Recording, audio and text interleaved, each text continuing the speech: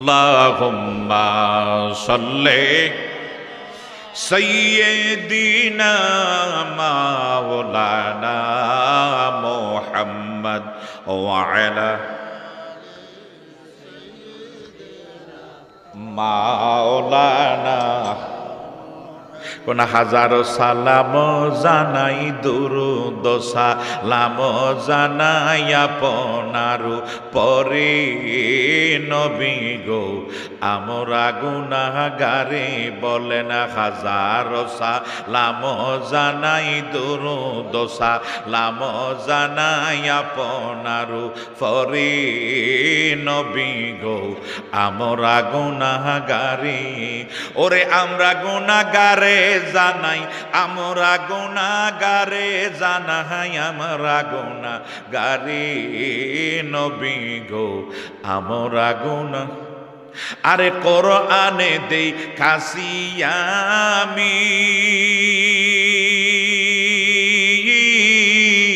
নবী গুনাহগারের বন্ধু তুমি গো আরে কোরআনে দেই খাসিয়ামি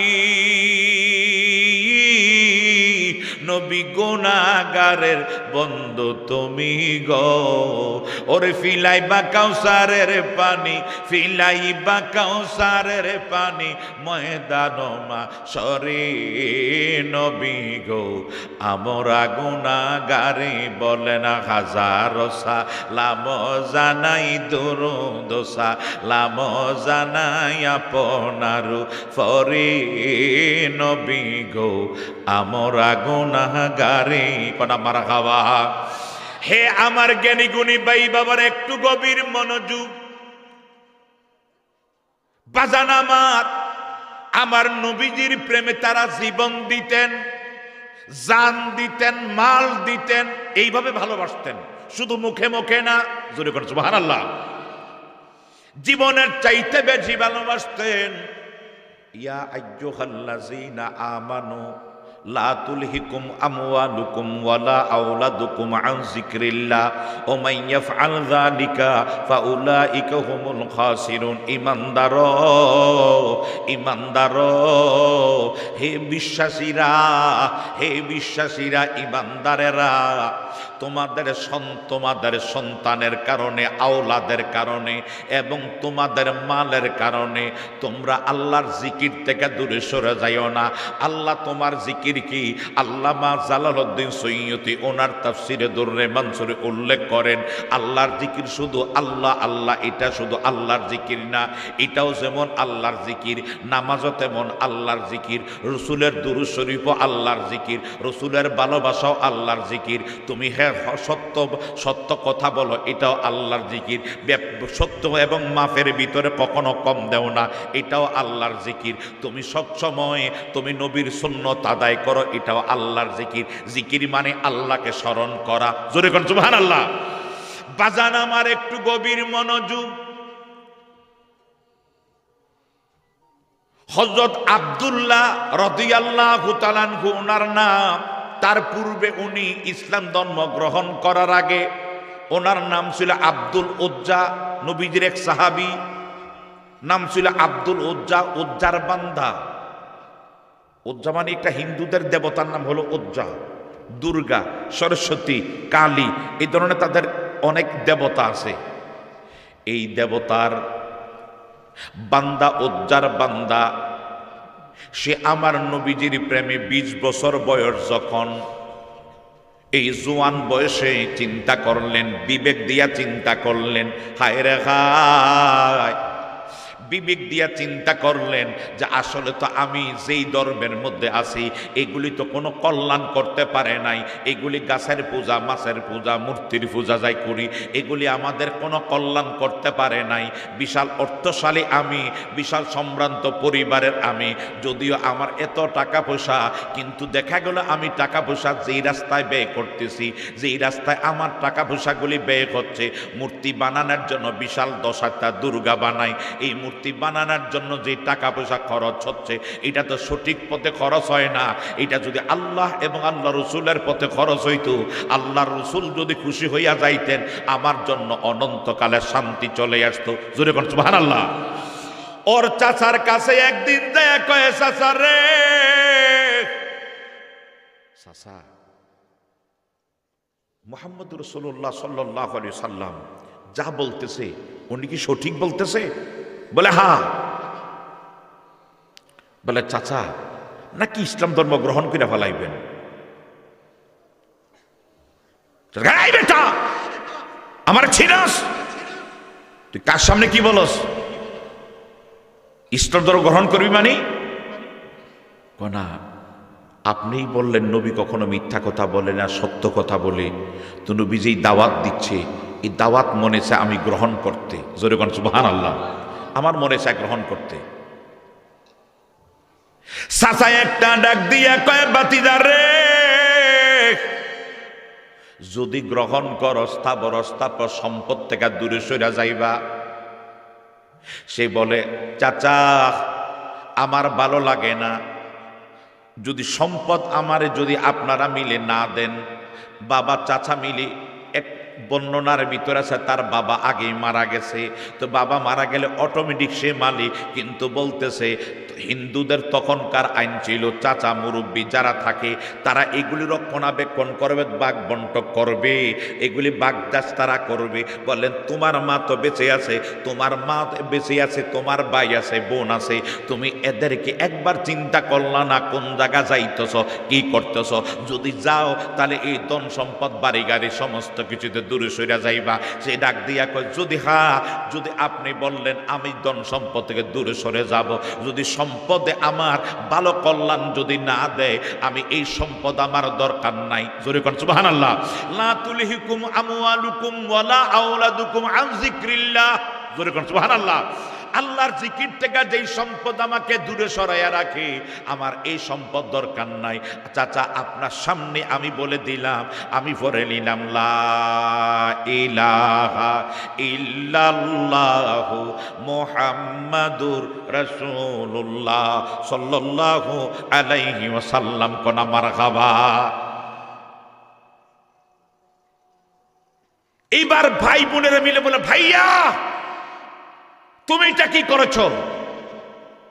বলে করার কিছু নাই, আমার নবীজির নুরানি চেহারা মোবারক একবার দেখা। সুবহান বলবেন না? আমার মনে হচ্ছে না ওই চেহারা থেকে, ওই নূরের চেহারা থেকে, ওই নুরানি বদন মোবারক যার চেহারার দিকে তাকাইলাম, আমার মনে হচ্ছে না ওই রসুল কখনো ভুল বলবে, মিথ্যা বলবে। আর আল্লাহর মনোনীত ধর্ম ইন্নাদ-দীনা ইনদাল্লাহিল ইসলাম। জোরে করে সুবহানাল্লাহ। ইন্নাদ-দীনা ইনদাল্লাহিল ইসলাম। আল্লাহর একমাত্র মনোনীত ধর্ম হলো ইসলাম, শান্তির ধর্ম, আত্মসমর্পণ।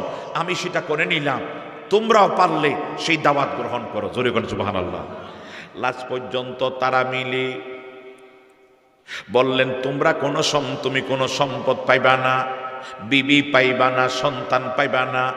বিবি বলে আমি তোমার সামনে আর একজনরে বিয়ে করে সংসার করবো। বাচ্চারা বলে বাবা, মা আর একটা বিয়ে করার পরে স্বামী পাইব, তুমিও আর একটা বিয়ে করার পরে বউ পাইবা, কিন্তু আমরা বাবা ডাক মুকারে, বাবা ডাক মুকারে। হে আমার জ্ঞানী গুণী ভাই বাবারা রে, বলে বাবা তুমি এই ধর্ম ত্যাগ করো, আগের পুরাতন ধর্মের ভিতরে চলে আসো। বাবায় ডাক দিয়া কই, ওয়ান আনাস রাদিয়াল্লাহু তাআলা ক্বাল ক্বালান নবী সাল্লাল্লাহু আলাইহি ওয়াসাল্লাম লা ইউমিনু আহাদুকুম হাত্তা আকুনা আহাব্বা ইলাইহি মিন ওয়ালিদিহি ওয়া ওয়ালাদিহি ওয়ান নাসি আজমাইন। কখনো তোমরা মুমিনে মুকাম্মিল হতে পারবা না যতক্ষণ পর্যন্ত তোমার পিতা মাতা ভাই বেরাদর অন্নাসি আজমাইন সমস্ত কিছুর চেয়ে তুমি তো আমার সন্তান ও আমার বিবি। আমি জীবনের চাইতে আল্লাহ রাসূল রসুলরে বেশি ভালোবাসি, যদি রসুলরে সন্তান থেকে বেশি না ভালোবাসি আমি পরিপূর্ণ মুমিন না, মুমিনে মোকাম্মেল না। তাই আমি আমার এই সন্তানদের, আমার সন্তান, আমার বিবি ইসলামের পথে যাইতে যেগুলি আমার বাধা দিচ্ছে এইগুলি আমি কোনো নেব না, এইগুলি আমার প্রয়োজন নাই। যদি আমার ছেলে মেয়ে ইসলামের কল্যাণে যদি বলে তাহলে আমি এগুলির আদর করব, ভালোবাসা দেব, আমার সাথে নেব। আর এইগুলি যদি আমার দূরে সরানোর চেষ্টা করে আমি তা নেব না। তখন বললেন বাবা আমরা কি করব? বলে তোমাদের জন্য তোমরা একটা কাজ করো, বাবা যেই পথে আসি তোমরা এই পথে চলে আসা, ইসলাম ধর্ম গ্রহণ করে পালাও। জোরে কোনা মারহাবা। হে আমার জ্ঞানী গুণী ভাই বাবারা, লাস্ট অনেক লম্বা আলোচনা, লাস্ট পর্যন্ত আব্দুল্লাহ কি বললেন না, আমার নবী ওর নাম দিয়েছেন আব্দুল্লাহ, ওর নাম ছিল আব্দুল উজ্জা। নাম ছিল কি? আব্দুল উজ্জা, উজ্জার বান্দা। আমার নবীকে না, তোমার চেহারা বড় সুন্দর সুশ্রী, তোমারে দেখতে আমার বাবার চেহারার মতো লাগে। মানে আমি শুনেছি আমার বাবা নাকি অনেক সুন্দর ছিলেন। তা আব্দুল উজ্জা তুমি অনেক সুন্দর সুশ্রী, খুব মায়াবী চেহারা, সুতরাং আমি তোমাকে আমার বাবার নামটা তোমারে দিলাম, তোমার নাম আব্দুল্লাহ। সুবহান বলেন, সুবহান বলেন। তোমার নাম আব্দুল্লাহ। আব্দুল্লাহ বলেন হুজুর ঠিক আছে, কিন্তু বাড়ি গেলেন, বাড়ি যাওয়ার পরে সন্তান যদি ভাই চাচা সবাই মিলি বললেন এই ধর্ম না ত্যাগ না করলি আমি তোরে ছাড়বো না, এবং কি সম্পদ থেকে তোরে বঞ্চিত করলাম। বলে ঠিক আছে আমি সম্পদ নেব না। বলে সম্পদ নিবি না, একারি বাড়িতে থাকতে পারবি না। বলে না থাকতে পারলে আমি চলে যাব মদিনায়। বলে খাবি কি? বলে আমার কিছু খাওয়ার প্রয়োজন নাই। আমার নবীজির চেহারার দিকে তাকাইলে আমাদের কোনো খিদার কথা মনে থাকে না। জোরে কোনো সুবহানাল্লাহ। আমাদের আমার খানার প্রয়োজন নাই। বলে তাহলে, বলে আমি চলে যাব। বলে তাহলে বের হ। এই অবস্থার ভিতরে যখন বের করতেছে, ভাই এবং চাচা মিলি বলেন দাঁড়া, যাস কই? বলে তোমরা তো বলছো আমি চলে যাওয়ার জন্য, তো সব দিয়া যা। বলে আমি তো সব সম্পদ সব দিয়ে গেছি, কিচ্ছুই তো নেই নাই। বলে পরনের কাপড়টা এটা তো আমাদের সম্পদ, এটা মতো দিয়া যা। এই কথা বলে তার কাপড়ের মধ্যে ধরলেন। আব্দুল্লাহ একটা ডাক দিয়া কই আল্লাহ আমি এই মুহূর্তে কি করি রে? আল হায়াউ শুবাতুন মিনাল ঈমান, লজ্জা ঈমানের অংশ। এখন আমি কি করি? কিন্তু তারা আমার সম্পদ, তাদের সম্পদ এটাও নিয়ে যাবে।